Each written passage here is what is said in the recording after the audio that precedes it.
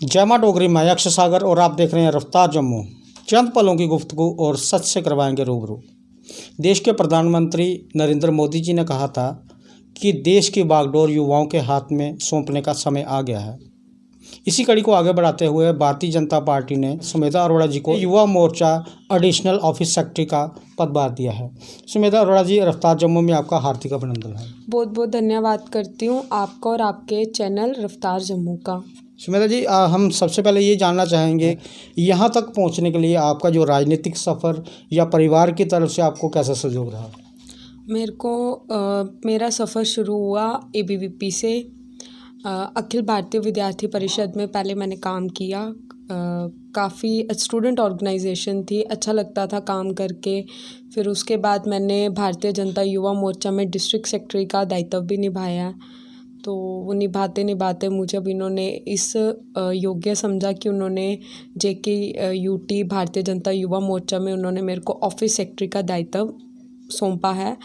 तो घर वालों का सहयोग तो मुझे बहुत अच्छे से मिलता रहा। मेरी मम्मा पापा मुझे काफ़ी सपोर्ट करते हैं। मुझे कुछ कुछ चीज़ें अपनी मम्मा से सीखने को मिली। बात आपके परिवार में भी कोई राजनीति में है या आप ही निकले इस सफ़र पर? नहीं, मेरे पापा ने RSS में थे। मेरी मदर हैं जो वो BJP के अच्छे एक्टिव कार्यकर्ता हैं। तो उनको मैं अपना गुरु मानती हूँ। उनसे मुझे काफ़ी कुछ सीखने को मिलता था। जब वो जाते थे बचपन से मेरा भी बड़ा मन करता था कि मैं भी जाऊँ राजनीति में। मतलब जो अपना माइंड था सारा मम्मा के थ्रू ज़्यादा हुआ। मम्मा से अभी बहुत कुछ सीखने को मिलता है। प्राउड अपने आप को फील होता है कि मैं मतलब आज यहाँ तक पहुँची हूँ। मैंने बहुत काफ़ी ग्राउंड लेवल पे भी बहुत ज़्यादा काम किया था। तो आपने अपने मदर से सीखा, जो आपका सफ़र आज तक रहा वहाँ भी आपने काफ़ी कुछ सीखा। उद्देश्य क्या है आपका? उद्देश्य यही है ऑफिस सेक्रेटरी का जो दायित्व निभाना है। इसमें मैं अपने थोड़ा सा जो डेवलपमेंट है हमारे स्टूडेंट्स को मैं चाहती हूँ, जो पढ़े लिखे हमारी युवा हैं आजकल के, कुछ घर वाले लड़कियों को राजनीति में आने नहीं देते। मैं यही आपके चैनल के माध्यम से उन तक ये भी पहुंचाना चाहती हूँ कि अगर आपका मन होता है, आपका इंटरेस्ट है, तो आप भी प्लीज़ राजनीति में आइए। ऐसा कुछ नहीं होता, कई घर वाले नहीं सपोर्ट करते हैं राजनीति में आने के लिए। लड़कियों को काफ़ी रुकावटें आती है कि राजनीति नहीं अच्छी है, राजनीति नहीं है। ऐसा नहीं है, ये भी हमारा एक परिवार है। यहाँ पे हमें बहुत कुछ सीखने को मिलता है, हमें फुल सपोर्ट किया जाता है। जो हमारे सीनियर कार्यकर्ता हैं हमें बहुत अच्छे से जैसे अपने बच्चे होते हैं वैसे हमें समझाते हैं। तो मेरा उद्देश्य यही है कि डेवलपमेंट वगैरह है वो करूं, गरीबों की सहायता करूं, लोगों की समस्याओं को सुनूं। मोदी जी ने इतनी स्कीम्स निकाली हुई हैं, बहुत सारी स्कीम्स है। अगर मैं गिनाने बैठूं तो शायद काफ़ी टाइम बीत जाएगा। तो मैं यही बोलना चाहती हूँ कि जो स्कीम्स वगैरह वो हम लोगों गांव-गांव तक जाएं, उनको पहुँचाएं जिनको नहीं पता। और यही उद्देश्य है। मैं एक बात आपसे ये पूछना चाहता हूँ, और भी काफ़ी सारी पार्टी थी, भाजपा ही क्यों? भाजपा हमारा अपना परिवार है। हमें शुरू से भाजपा का ही रहा, क्योंकि मेरी मदर थी और कभी कुछ किसी पार्टी की तरफ जाने का ध्यान नहीं रहा। शुरू से पापा भी RSS के थे। भाजपा से एक बचपन से कहते हैं ना, एक कनेक्शन सा था, बस इसीलिए। क्योंकि शुरू से ABVP में भी काम किया, फिर युवा मोर्चा डिस्ट्रिक्ट में भी काम किया, तो बाकी पार्टी के लिए हमारे माइंड में कभी आया ही नहीं है। और हमारा भाजपा चला, तो आज से भी काम कर रही हूँ, तो आगे भी अगर फ्यूचर में कभी भी काम करूँगी तो भाजपा में ही करूँगी। एक बात बताएं कि जिस तरह से मोदी जी 2014 से हमारे देश के प्रधानमंत्री हैं, आपको क्या लगता है कि हमारे देश की दशा दिशा में क्या अंतर आया है? 2014 के बाद जब से मोदी जी आए हैं, पहले लोग राजनीति को थोड़ी सी गंदी नज़र से भी देखते थे।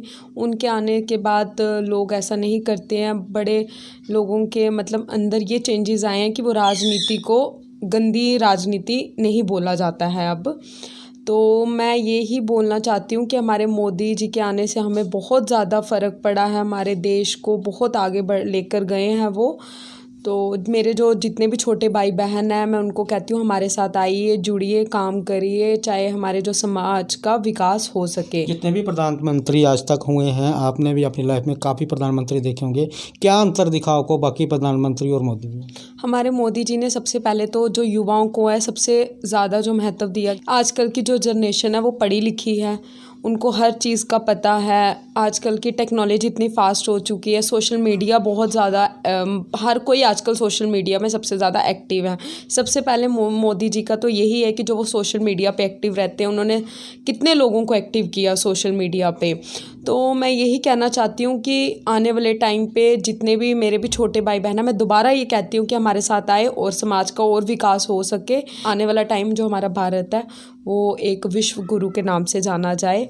आखिर में रफ्तार जम्मू के माध्यम से कोई मैसेज देना चाहते हैं? मैं यही मैसेज देना चाहती हूँ कि युवा आएँ, जो आजकल के जो युवा उनके मन में काफ़ी सारे आइडियाज़ होते हैं दिमाग में, नई कैसे हम डेवलपमेंट करें अपने जो स्टूडेंट्स की करना चाहते हैं युवाओं का। मैं चाहती हूँ कि जो का इंटरेस्ट है वो आएँ, अपने अपने आइडियाज़ भी शेयर करें। बस मैं आपके रफ्तार जम्मू की तरफ से यही सारे जितने भी युवा उनको पहुँचाना चाहती हूँ। रफ्तार जम्मू से बात करने के लिए आपका बहुत बहुत शुक्रिया। बहुत बहुत धन्यवाद आपका। ये थे सुमित अरोड़ा जी। इन्हें भारतीय जनता पार्टी की तरफ से युवा मोर्चा का एडिशनल ऑफिस सेक्रेटरी बनाया गया है। परिवार जो है इनका वो भी राजनीति में है और काफ़ी लंबे अरसे से है, तो ये भी उसी कड़ी में आगे बढ़ चले हैं। और इनका कहना है कि जो मोदी जी ने एक विकास की लहर चलाई है उसमें मैं पूर्ण अपना सहयोग देना चाहती हूँ। और इन्होंने जो युवा पीढ़ी है उन्हें भी कहा है कि अगर आपके पास कोई आइडियाज़ हैं या आप राजनीति में आना चाहते हैं तो ज़रूर आएँ। कहा जाता है कि राजनीति एक दलदल है, लेकिन जब तक हम इस दलदल में अंदर उतर कर साफ़ नहीं करेंगे तब तक हमारा जो समाज है वो साफ़ नहीं हो सकता। तो विकास की लहर में सबको आगे आना चाहिए ताकि हमारा जो हिंदुस्तान है वो फर्श से अर्श तक पहुंच सके। आगे भी देखते रहें रफ्तार जम्मू। जय भारत।